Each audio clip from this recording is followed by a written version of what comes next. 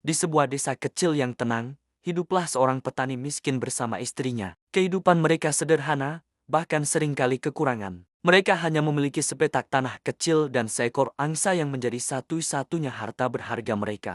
Setiap pagi, sang petani akan pergi ke kandang, berharap angsanya sudah bertelur agar bisa mereka jual di pasar. Namun, seringkali ia kembali dengan tangan hampa. Hingga suatu pagi yang cerah, sesuatu yang luar biasa terjadi. Saat petani itu masuk ke dalam kandang, matanya terbelalak melihat sebutir telur yang berkilauan di sarang angsa. Warnanya bukan putih biasa, melainkan kuning keemasan yang menyilaukan. Dengan tangan gemetar, ia mengambil telur itu. Rasanya berat dan dingin, jauh berbeda dari telur biasa. Ia menggosoknya perlahan, dan kilauannya semakin terang. Ini bukan telur biasa, ini adalah telur emas. Dengan langkah cepat penuh kegembiraan, ia berlari ke dalam rumah untuk menunjukkannya kepada istrinya. Lihat, lihat apa yang kudapatkan, serunya sambil menunjukkan telur emas itu. Istrinya pun sama terkejutnya. Mereka tidak pernah melihat sesuatu seindah dan seberharga ini seumur hidup mereka. Mereka pun segera pergi ke kota untuk menjual telur emas itu. Benar saja, harganya sangat mahal.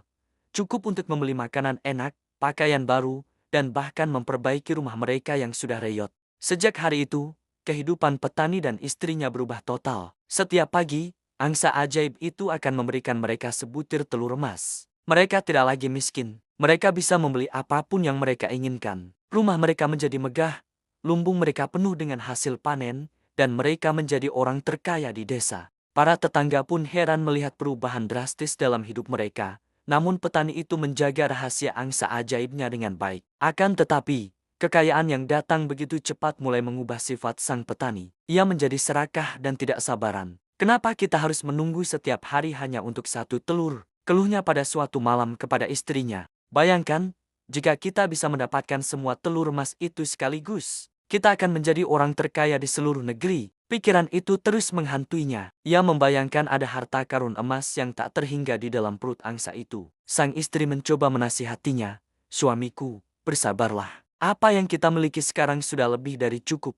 Janganlah serakah. Kita harus bersyukur atas rezeki ini." Namun, nasihat istrinya tidak dihiraukan. Keserakahan telah membutakan mata hatinya. Ia sudah terobsesi dengan gagasan untuk menjadi kaya raya dalam sekejap. Baginya, menunggu satu telur setiap hari terasa sangat lambat dan menyiksa. Akhirnya, pada suatu hari, didorong oleh keserakahan yang memuncak, petani itu mengambil keputusan yang mengerikan. Dengan pisau tajam di tangannya, ia berjalan menuju kandang angsa. Ia tidak lagi melihat angsa itu sebagai sumber keberuntungannya, melainkan sebagai penghalang untuk mendapatkan kekayaan yang lebih besar. Tanpa berpikir panjang, ia menangkap angsa malang itu dan membelah perutnya, berharap menemukan tumpukan telur emas di dalamnya. Betapa terkejut dan kecewanya sang petani. Saat perut angsa itu terbuka, tidak ada apapun di dalamnya. Tidak ada setumpuk telur emas, tidak ada harta karun. Yang ada hanyalah isi perut angsa biasa, sama seperti angsa-angsa lainnya. Ia terduduk lemas di tanah,